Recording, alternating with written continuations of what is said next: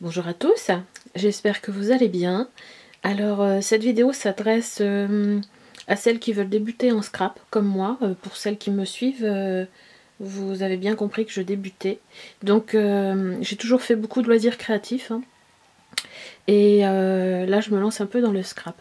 Donc j'avais pas grand chose en scrap, je suis allée chez Action chercher les dies de chez Action tout simplement.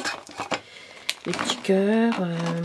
Alors je les ai mis comme ça parce que les blisters ça me saoule un petit peu. J'ai mis des plaques aimantées, ce qui me permet d'avoir toujours mes dies à disposition. Et je les mets en quinconce pour pas qu'ils s'aimantent entre eux. Donc c'est plus facile à récupérer dans la boîte. Et puis voilà. Donc je n'ai pas de machine à découper, à embosser. Et je me suis acheté quand même cette petite feuille, un pochoir d'embossage en fin de compte. Et je l'ai testé.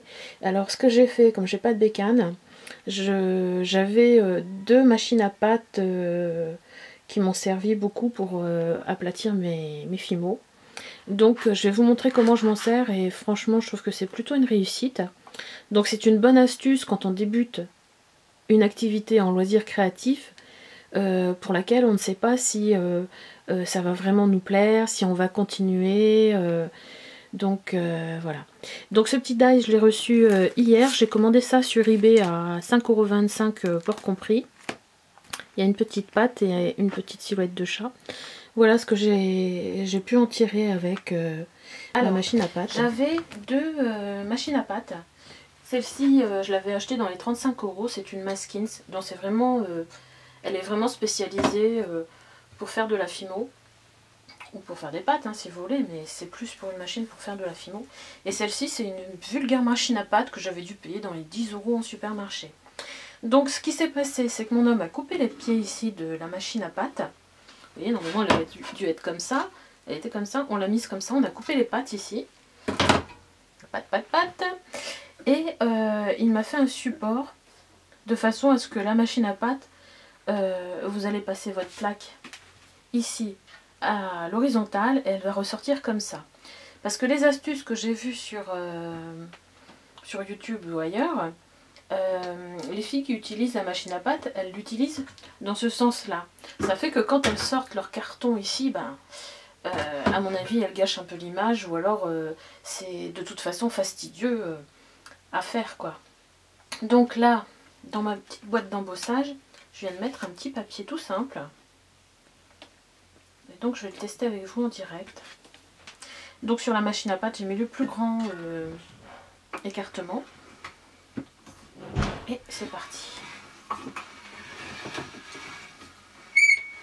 Vous voyez, j'ai pas besoin de tirer. Et voilà, il y a un super embossage dessus. Je ne sais pas si on le voit bien.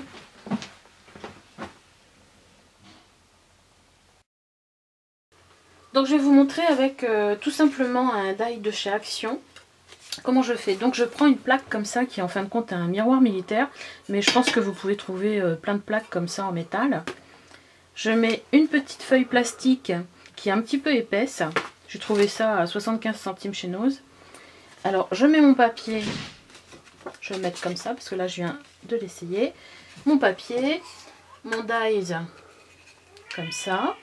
Donc c'est un dies de chez Action, hein, je vous montre avec un dies de chez Action.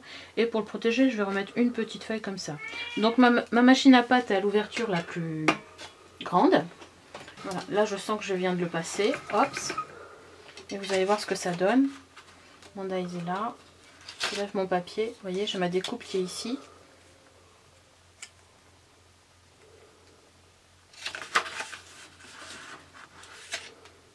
Voilà. Et je n'ai pas abîmé mon die non plus. Hein. J'en ai déjà fait un autre. Moi je trouve que franchement ça vaut le coup parce que quand on pense qu'une machine, une Big Shot c'est dans les 100 €, voire même plus pour les Big Shot plus, là je sais pas quoi, je vais même pas regarder le prix.